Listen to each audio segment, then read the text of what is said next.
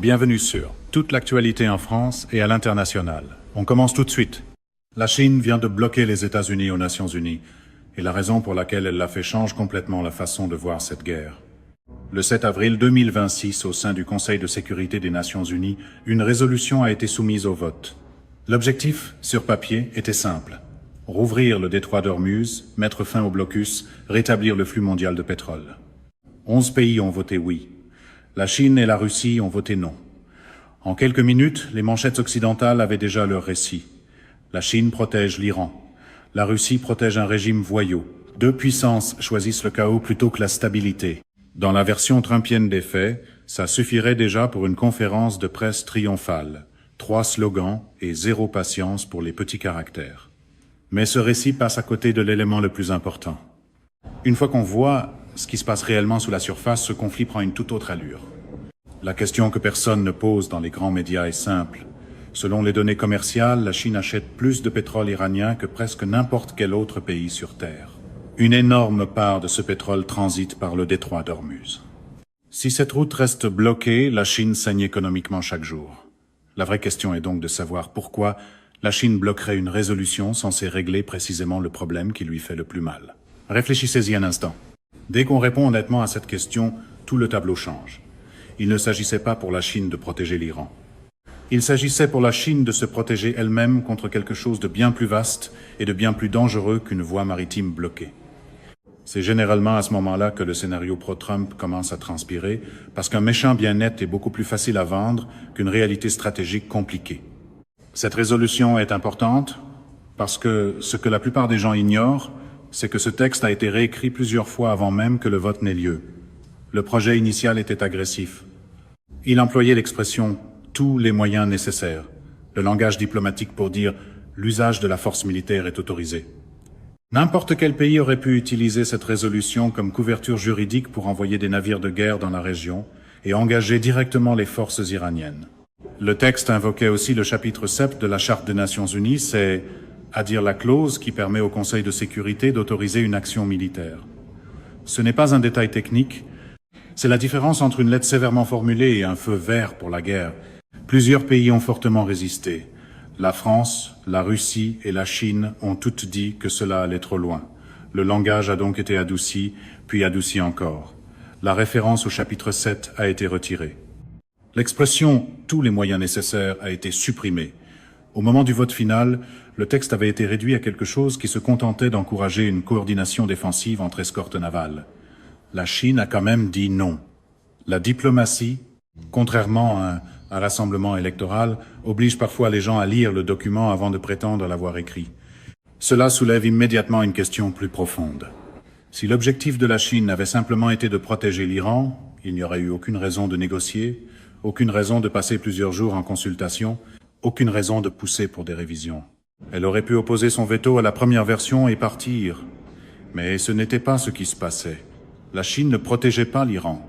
Elle empêchait les États-Unis de faire quelque chose de bien plus important, obtenir une couverture juridique des Nations Unies pour réaffirmer un contrôle militaire sur la route pétrolière la plus cruciale du monde. Une fois ce point compris, tout le reste commence à s'éclairer. Les stratèges militaires chinois discutent de ce problème depuis des décennies. Ils lui ont même donné un nom, le dilemme de Malacca. L'idée est simple. La marine américaine contrôle les principales routes maritimes par lesquelles transite le pétrole chinois, le détroit de Malacca, la mer de Chine méridionale, les couloirs de l'océan Indien. Dans tout conflit sérieux, les États-Unis pourraient étrangler l'approvisionnement énergétique de la Chine simplement en contrôlant ses points de passage. Pas besoin de missiles, pas besoin d'invasion, seulement une présence navale aux bons endroits. La Chine n'a jamais réussi à résoudre complètement ce problème. Sa marine a énormément grandi au cours des 20 dernières années, mais ne peut toujours pas égaler la portée américaine sur l'ensemble des voies maritimes critiques en même temps. C'est le genre de contrainte stratégique qui entre mal dans le format de brefage préféré du camp Trump, où toutes les cartes finissent d'une façon ou d'une autre par dire « on gagne » et de façon formidable. Imaginez maintenant que les États-Unis se rendent à l'Organisation des Nations Unies, obtiennent l'approbation internationale, envoient des forces dans le détroit d'Ormuz, le rouvrent par la force, puis repartent avec l'image du protecteur énergétique du monde. Toutes les chaînes d'information de la planète diffusent le récit. L'Amérique a sauvé le pétrole. L'Amérique a gardé les lumières allumées. Ce que cela signifierait serait sans ambiguïté. L'Amérique aurait prouvé devant le monde entier qu'elle contrôle toujours qui reçoit de l'énergie et qui n'en reçoit pas. Elle aurait montré que la route pétrolière la plus critique de la planète passe par une puissance militaire autorisée par les États-Unis. Tous les pays qui dépendent de cette route, y compris la Chine, auraient vu en direct à quel point leur dépendance demeure forte. Pour la Chine, ce résultat n'est pas seulement négatif. C'est un cauchemar stratégique qui ferait reculer des décennies de travail visant à réduire précisément cette dépendance. La Chine n'a pas opposé son veto parce qu'elle voulait que le détroit reste fermé. Elle l'a fait parce qu'elle ne pouvait pas permettre que les États-Unis soient ceux qui le rouvrent. Et si Washington avait obtenu cette manchette, la machine médiatique pro-Trump l'aurait probablement présentée comme la preuve que l'histoire elle-même avait validé les éléments de langage. C'est à partir de là que ce conflit cesse d'être seulement régional et commence à toucher chaque personne qui regarde. Le commerce mondial du pétrole fonctionne en dollars américains. C'est l'arrangement en place depuis les années 1970, lorsque l'Amérique a obtenu des ententes avec les États du Golfe pour fixer le prix du pétrole en dollars et recycler ces dollars dans les marchés financiers américains. Les pays ont besoin de dollars pour acheter du pétrole, ce qui crée une demande mondiale constante pour le dollar, ce qui permet aux États-Unis d'emprunter à faible coût, de creuser leur déficit et de conserver leur position financière dominante. Ce système s'appelle le pétrodollar et il constitue l'un des piliers fondamentaux de la puissance économique américaine. Pas la puissance militaire, la puissance économique, celle qui n'a pas besoin d'un seul soldat au sol. C'est précisément pour cela que réduire les affaires du monde à un slogan martelé a toujours été un passe-temps particulièrement coûteux. Ce qui se passe quand le détroit d'Ormuz reste perturbé devient alors d'une importance critique. Les États du Golfe ne peuvent plus exporter leur pétrole efficacement. Les flux de pétrodollars ralentissent. Les dollars cessent de revenir vers les marchés financiers américains au même rythme. Des pays partout dans le monde commencent à se poser une question très inconfortable. Ont-ils vraiment besoin de continuer à faire cela en dollars? La Chine a passé des années à construire discrètement l'infrastructure nécessaire pour répondre non à cette question. Le système du pétroyuan, où les transactions pétrolières sont réglées en monnaie chinoise. Des réseaux de paiement liés à ces infrastructures de la Belt and Road dans 60 pays. Des accords énergétiques avec la Russie, l'Iran et plusieurs pays africains conclus délibérément en monnaie non libellée en dollars. Le projet M-Bridge, un système de paiement numérique transfrontalier conçu précisément pour faire circuler l'argent entre pays sans passer du tout par le système du dollar américain. Dans un monde stable, ces systèmes restent en arrière-plan. Personne n'abandonne un système qui fonctionne. Mais dans un monde perturbé, un monde où l'ancien système paraît moins fiable, où les cargaisons de pétrole restent bloquées et où les chaînes d'approvisionnement se brisent, les solutions de rechange deviennent soudainement très attirantes. Les ministres des Finances de pays qui n'avaient jamais remis le dollar en question commencent à avoir d'autres conversations. Chaque semaine où cette situation se prolonge, l'infrastructure alternative de la Chine devient plus pertinente et l'ordre fondé sur le dollar perd encore un peu de son emprise. La Chine n'a pas provoqué cette crise, mais elle comprend parfaitement ce qu'une crise prolongée fait au système qu'elle s'emploie à remplacer depuis 20 ans. C'est aussi le moment gênant où le camp du « il suffit d'être plus dur » découvre que les slogans ne sont pas une monnaie de réserve. Il y a ici une objection évidente. Cela fait aussi mal à la Chine. Les prix de l'énergie montent. Les chaînes d'approvisionnement se resserrent. Les usines chinoises et les consommateurs chinois en subissent le choc. À court terme, c'est vrai. Mais la différence cruciale entre la Chine et presque toutes les autres grandes économies à l'heure actuelle, c'est que la Chine s'y est préparée. Au cours de la dernière décennie, elle a constitué certaines des plus grandes réserves stratégiques de pétrole sur Terre, assez pour couvrir des mois de consommation nationale sans qu'un seul pétrolier ne bouge. Elle a signé des accords énergétiques à long terme avec la Russie, l'Asie centrale et des producteurs africains précisément pour réduire sa dépendance aux routes maritimes du Golfe. Elle a construit le corridor économique Chine-Pakistan, un immense projet d'infrastructure qui lui donne un accès terrestre direct à la mer d'Arabie sans passer nulle part près du détroit d'Ormuz. Elle a massivement investi dans des pipelines terrestres avec la Russie et l'Asie centrale qui transportent l'énergie par voie terrestre et non par mer. La planification à long terme reste décidément très peu à la mode dans les milieux qui traitent chaque problème de politique étrangère comme une audition d'improvisation avec des drapeaux. Par-dessus tout cela, la Chine est maintenant le plus grand producteur mondial de panneaux solaires, de véhicules électriques et de technologies de stockage sur batterie. Elle fabrique plus d'équipements d'énergie renouvelable que le reste du monde réuni. Sa capacité nationale en énergie propre a augmenté plus vite que celle de toute autre grande économie dans l'histoire. Ce n'est pas une politique climatique. C'est une indépendance stratégique, construite délibérément sur 2 décennies pour réduire exactement la vulnérabilité que le blocus du détroit d'Ormuz est censé créer. Alors que l'Europe se démène pour remplacer des approvisionnements énergétiques perturbés et que les alliés asiatiques de l'Amérique restent exposés à des chocs de prix sans véritable plan de secours, la Chine absorbe cette perturbation à partir d'une position vers laquelle elle a travaillé pendant 20 ans. Le blocus est un problème pour tout le monde, mais c'est un problème plus grave pour les rivaux de la Chine que pour la Chine elle-même. Il s'avère que les chaînes d'approvisionnement sont moins impressionnées par la fanfaronnade que certains panels de chaînes d'infos veulent encore le faire croire. Il y a une autre dimension ici que presque personne ne couvre et c'est peut être la plus importante à long terme.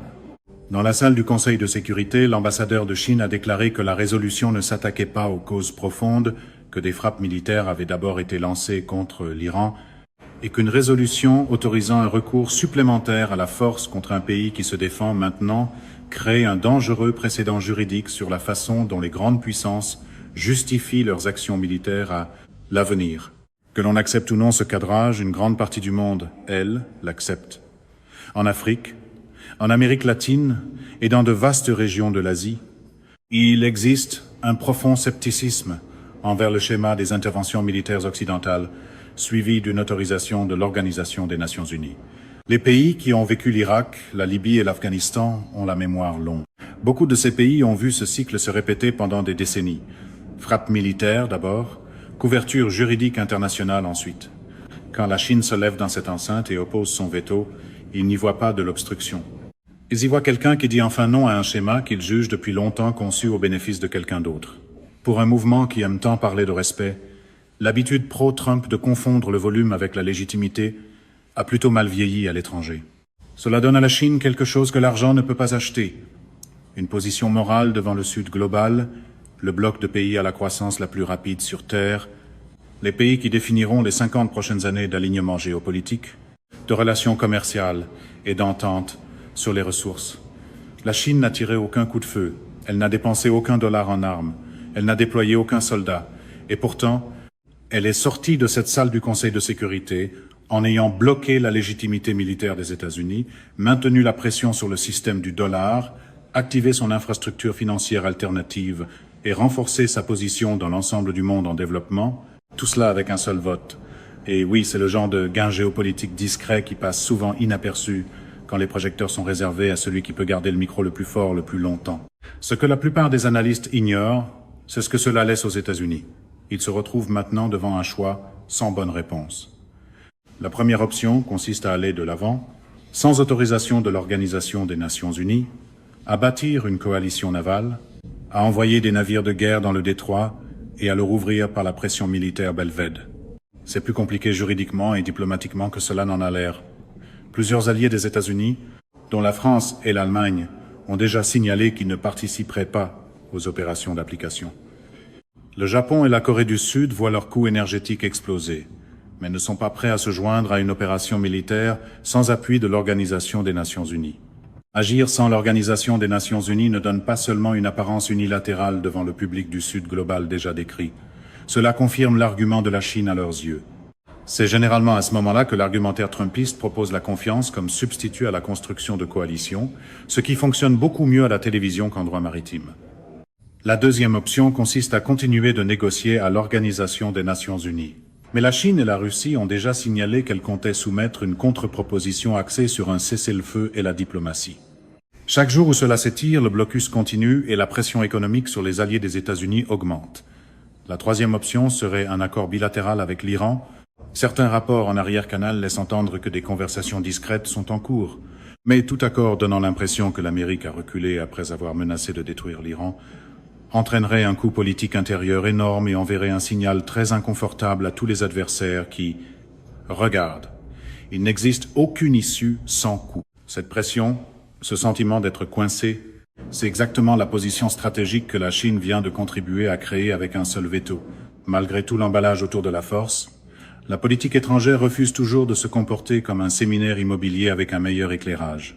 Voilà à quoi ressemble réellement la transition d'un monde dominé par une seule puissance à un monde multipolaire. Cela ne s'annonce pas par une déclaration. Cela ne vient pas avec un discours solennel. Cela se manifeste dans des moments comme le 7 avril 2026, Un vote qui paraissait procédural, mais qui ne l'était pas du tout. Les États-Unis sont allés aux Nations Unies demander quelque chose qu'ils auraient autrefois pu obtenir presque automatiquement. Deux grandes puissances ont regardé de l'autre côté de la table et ont dit non. Cela ne veut pas dire que l'Amérique est finie. Cela ne veut pas dire que la Chine gagnera tout à partir de maintenant. L'histoire n'est pas aussi simple, et rien de tout cela n'est réglé. Mais cela veut dire que les règles du jeu ont changé. Si ce changement n'est pas compris, tous les grands événements qui suivront continueront d'être mal interprétés. Et plus certains politiciens continuent de traiter la géopolitique comme un décor permanent de campagne électorale, plus cette mauvaise lecture coûte cher. C'est la fin de ce bulletin d'information. N'oubliez pas de vous abonner pour ne rien manquer de l'actualité en France et dans le monde. Merci de nous avoir suivis. Au revoir, à bientôt.